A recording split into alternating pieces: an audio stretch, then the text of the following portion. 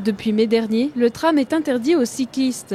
Une règle prise par la compagnie des transports strasbourgeois pour respecter la distanciation physique. Pourtant, malgré l'assouplissement des règles sanitaires, dans les transports, les deux roues restent privées d'accès aux rames. En cause, des problèmes de longue date avec la présence des cyclistes qui tendent à compliquer le travail des conducteurs. On a eu quand même des problèmes et c'est les conducteurs qui n'ont remonté. Ils étaient vent debout, ce que je disais tout à l'heure, on a eu du mal à les convaincre de réaccepter. On n'a pas pu le faire l'automne dernier et puis l'hiver parce que il y avait des tensions déjà avec les conducteurs à cause des agressions et c'était pas la peine de leur rajouter déjà en plus ce problème-là. Du côté de la CTS, on pointe des risques pour la sécurité en cas de freinage d'urgence.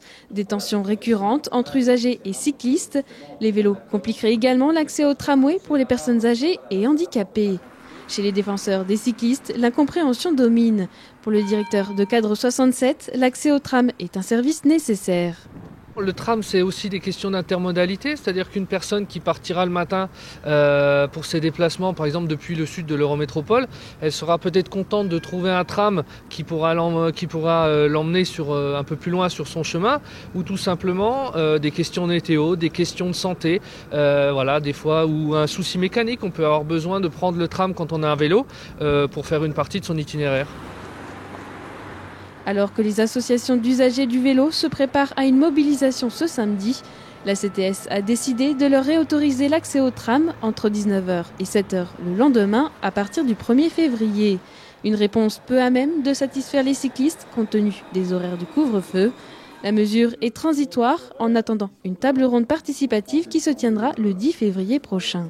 Nous allons dans les 10 ou 15 jours réunir l'ensemble des associations qui sont mobilisés sur ces sujets-là, qui représentent des usagers, qui représentent les salariés, et de faire une première table ronde qui permette à chacune et chacun à la fois d'exprimer leurs souhaits, leurs attentes, les difficultés qu'elles rencontrent, et on verra après quelles sont les évolutions de ce dialogue.